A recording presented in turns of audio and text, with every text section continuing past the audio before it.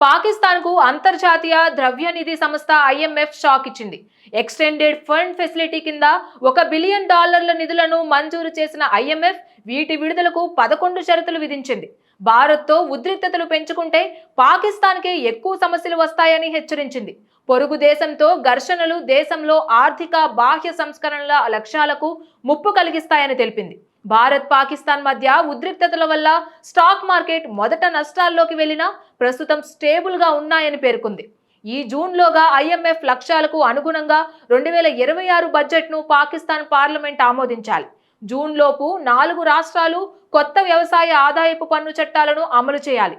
Energy రంగంలో కొత్త షరతులను తీసుకురావాలని ఐఎంఎఫ్ సూచించింది. 2026 ఫిబ్రవరి 15 నాటికి గ్యాస్ ఛార్జీలను సవరించాలని, ఈ మే నెలాఖరులోపు ఈ ఆర్డినెన్స్ ను శాశ్వత చట్టంగా మార్చాలని తెలిపింది. ఐఎంఎఫ్ సూచించిన గవర్నెన్స్ డయాగ్నోస్టిక్ అసెస్మెంట్ ఆధారంగా ప్రభుత్వ బలోపేతానికి చేపట్టే గవర్నమెంట్ యాక్షన్ ప్లాన్ ను ప్రచురించాలి. 2027 తర్వాతి ఆర్థిక రంగం పరిపాలన నియంత్రణ గురించి ప్లాన్ రూపొందించాలి. ఈ నెలాఖరు నాటికి క్యాప్టివ్ పవర్ లెవీ ఆర్డినెన్స్ ను శాశ్వతంగా మార్చడానికి పార్లమెంట్ చట్టాన్ని కూడా ఆమోదించాలని ఐఎంఎఫ్ తెలిపింది.